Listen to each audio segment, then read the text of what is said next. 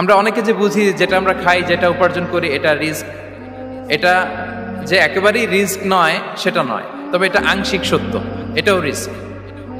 অর্থ, খাদ্য, জাগতিক সম্পদ এটাও রিস্ক, কিন্তু এটা রিস্কের সর্বনিম্ন স্তর, the lower level of provision, the lower level of risk হচ্ছে এই যে খাদ্য, অর্থ, জাগতিক সম্পদ। রিজিকের সর্বনিম্ন স্তর হচ্ছে এটা। আর রিজিকের সর্বোচ্চ স্তর হচ্ছে ফিটনেস। সুবহানাল্লাহ বিহামদি।